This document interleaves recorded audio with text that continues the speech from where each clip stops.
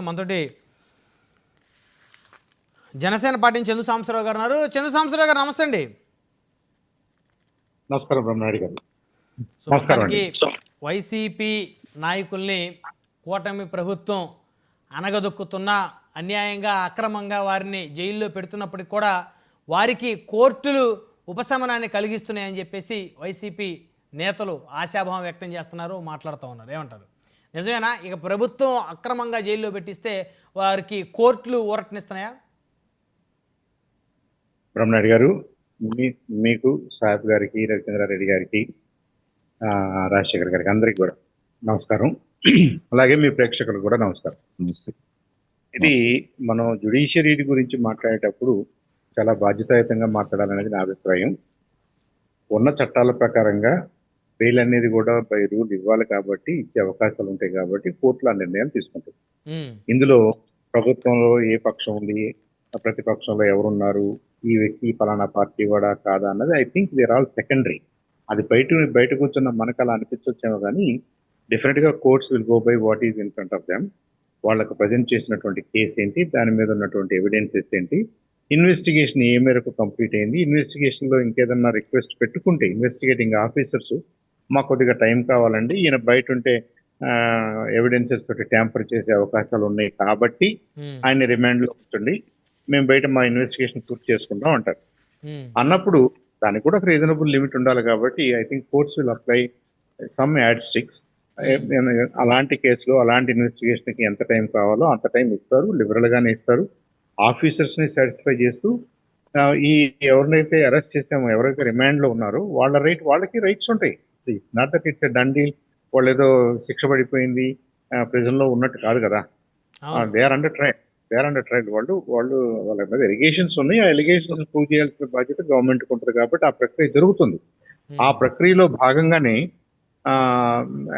As a right of the accused వాళ్ళకి bail వస్తుంది. Bail దాంట్లో ఏ పార్టీ ఆ పార్టీ అని మనం అలా చూడాల్సిన అవసరం లేదు.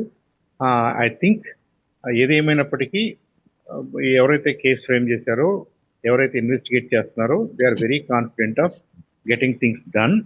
వీళ్ళకి చట్ట ప్రకారంగా శిక్ష పడుద్ది అనేది కేసు ఫైల్ చేసిన వాళ్ళ వాదన ఉంటుంది. ఇప్పుడు అలా కాదు అని డిఫెండ్ చేసుకోవాల్సిన అవసరం ఆ ఎలిగేషన్స్ ని ఫేస్ చేస్తున్న వాళ్ళకి ఉంటుంది. ఇట్స్ సీరియస్ జ్యుడిషియరీకి సంబంధించిన అంశం కాబట్టి దాన్ని వెంటనే తెలుగుదేశం అను లేదంటే వైఎస్ఆర్ పార్టీ అను ఆ టర్మ్స్ లో మాట్లాడుకోవడం కరెక్ట్ కాదేమో బ్రహ్మనాయుడు గారు. వాళ్ళకి ఉపశమనం కోర్టులు వైఎస్ఆర్ పార్టీని ఇవ్వలేదు. ఒక ఒక ఒక ఎవరైతే కస్టడీలో ఉన్నారో, ఎవరైతే రిమాండ్ లో ఉన్నారో, వంశీ కేసు పూర్వాపరాలు చూసుకున్న తర్వాత వంశీ అనే వ్యక్తికి ఇచ్చారే కానీ ఆయన వైఎస్ఆర్సీపీ నాయకుడను, గతంలో ఎమ్మెల్యేను, ఇంకోటి అని అయితే కాదనేది నా అభిప్రాయం. సో వారికి కూడా ఎందుకంటే వైసీపీ నేతలు ఎవరెవరైతే జైల్లో ఉన్నారో సో వారందరికీ కూడా ఒక్కొక్కరికి ఊరట లభిస్తుంది అని అనుకోవచ్చా? ఎవెన్చువల్లీ ఇప్పుడు రిమాండ్ లో ఉండటం అనేది శిక్ష పడాల్సిన అవసరం కాదు, అది ఆ ఫేజ్ కాదు కదా బ్రహ్మనాయుడు గారు. అవును. అది ట్రయల్ అంతా జరిగిన తర్వాత కదా శిక్ష పడేది. ఇది నార్మల్ ప్రాసెస్. ఇది అది పార్టీలతో సంబంధం ఏం లేదు. వాళ్ళ మీద ఎలిగేషన్స్ ఉన్నాయి, కేసులు ఉన్నాయి, కేసులకు సంబంధించిన ఎవిడెన్సెస్ ఉన్నాయి. ఇంకా ఇన్వెస్టిగేషన్ పూర్తయిందా లేదా అనేది జడ్జి చూసుకుంటాడు కానీ జడ్జి గారికి మిగతా విషయాలతో ఏం పని ఉంటుంది? వీళ్ళు ఏ పార్టీ కాదు, వీళ్ళు ఇంతకుముందు ఎమ్మెల్యేల, మంత్రుల, ఇంకోట అవన్నీ కాదు కదా. అవన్నీ కాదు. దాన్ని మనం ఏంటంటే ఆ ప్రాసెస్ లో భాగంగా చూడాలి కానీ వైఎస్ఆర్సీపీ వాళ్ళకి ఏదో రిలీఫ్ వచ్చేసింది, వీళ్ళ మీద ఉన్న కేసులు ఏదో రద్దు అయిపోయినాయి, కొట్టేశారు, ఇంకా everybody is a free bird అనుకోవటానికి ఏం లేదు. Cases are ongoing. ఇది ఇన్వెస్టిగేషన్ కి సంబంధించినటువంటి ఒక ప్రక్రియ. ఆ ప్రక్రియలో అది తొందరగా పూర్తి చేసి ఈ రిమాండ్ లో ఉన్న వాళ్ళకి బెయిల్ ఇవ్వటం అనేది కూడా రూలే ఇస్తారు. అదే చట్టం, అది చట్ట ప్రకారంగానే జరుగుతున్నాయి ఇవన్నీ కూడా. కాబట్టి ఇంతటితోటే వాళ్ళు నిర్దోషులని కాదు. బెయిల్ అనేది అందరికీ వస్తుంది, బెయిల్ అనేది అందరికీ ఎలిజిబిలిటీ ఉంటుంది. అది it's right of every accuse. Remand లో ఉన్న ప్రతి ఒక్కరికి అది రైట్.